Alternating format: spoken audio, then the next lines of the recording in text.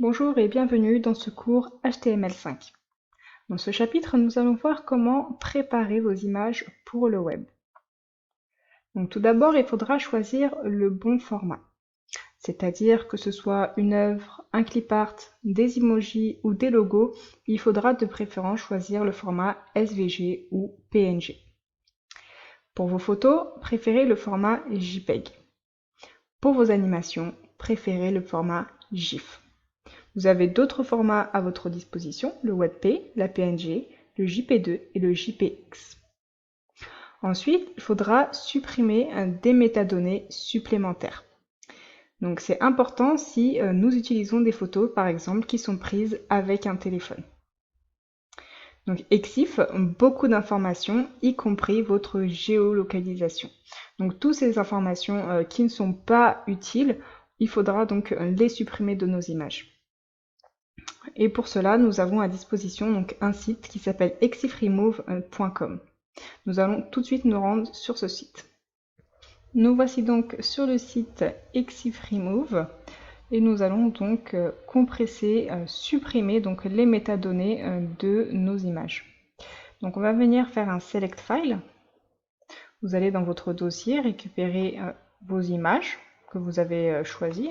Choisissez quelques images pour faire ensuite un site. Par exemple, choisissez 3 images. Vous voyez, moi j'ai 3 images en format JPEG. Essayez de faire la même chose. Choisissez 3 images. Donc, je vais sélectionner ma première image et je vais faire tout simplement Remove Exif. Vous voyez donc toutes les données que contient mon image, donc son nom, sa taille, le modèle du téléphone avec lequel elle a été prise, la résolution, vous avez même la localisation, d'où est-ce que la photo a été prise, toutes ces informations, nous n'en avons pas besoin, donc on va les supprimer pour alléger donc la photo.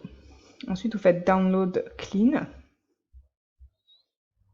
Et donc, on a bien nos photos qui se sont téléchargées. On va faire la même chose pour les autres images. Donc, toutes les images que vous avez, donc en l'occurrence, on aura besoin de 3 images. Essayez de faire la même chose.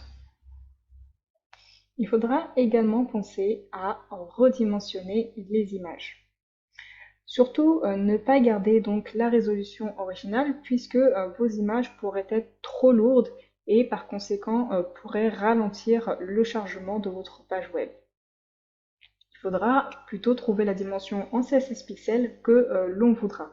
Il faut savoir que 50 CSS pixels correspondent environ à 1 cm. Ensuite, il vaudrait mieux créer 2 ou 3 variants.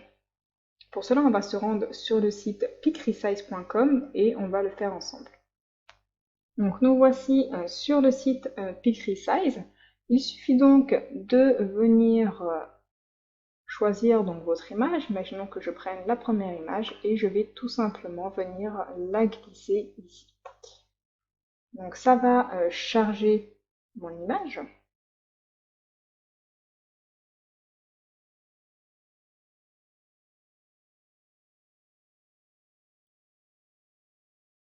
Donc je la retrouve ici et toutes les informations sont donc en dessous. Moi, mon objectif, ce sera d'avoir une image de 300 CSS pixels. On va utiliser donc 2 ou 3 variantes. Donc pour notre image 1.jpg, je veux qu'elle soit en 300 pixels. Ensuite, l'image 1, on va dire 2 fois .jpeg, je veux qu'elle soit en 600 pixels. Et vous avez compris, donc l'image 3 fois .jpeg, je veux qu'elle soit en 900 pixels. Donc pour cela, je vais venir non pas choisir 50% smaller, mais je vais choisir une taille personnalisable. Je vais donc mettre ici la taille que je souhaite. Donc imaginons que je mette 900 pixels. Je n'ai pas besoin de renseigner la hauteur puisqu'elle va se calculer automatiquement. Donc c'est un format JPEG, je veux de bonne qualité et j'ai juste à mettre Done.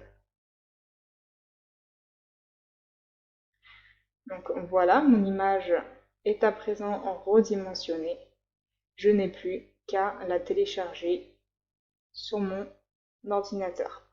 Donc je vous laisse faire ça pour toutes les tailles, donc avec 300 pixels et 600 pixels, et pour vos trois images. On se retrouve juste après. Donc pour terminer, nous allons compresser les images.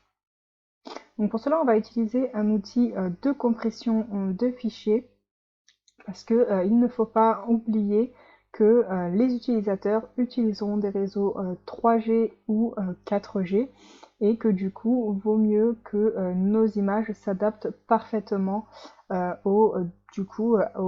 l'appareil final. Donc pour cela, on va utiliser comme outil tinygpg.com. Donc nous voilà sur le site de tinygpg.com. On va tout simplement venir sélectionner toutes nos images, que ce soit des JPG ou des PNG. Donc on va également prendre un logo. Choisissez une image de format PNG qui servira de logo. Et on va tout simplement venir les glisser ici. Donc c'est parti.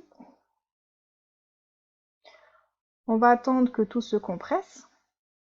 Voilà, tout est terminé. Et vous pouvez voir donc sur la droite la différence. Donc notre image est plus petite. Par exemple, pour la première, ça n'a pas changé, on est à 0%. Mais pour la deuxième image, on a gagné 19%. Vous pouvez voir que pour le logo, on a carrément gagné 60%. Donc soit vous pouvez télécharger les images une par une en cliquant sur Download, ou alors en bas, on va cliquer sur Download. Et là, on va venir remplacer toutes les images que nous avions dans notre dossier. Donc voilà pour la préparation des images.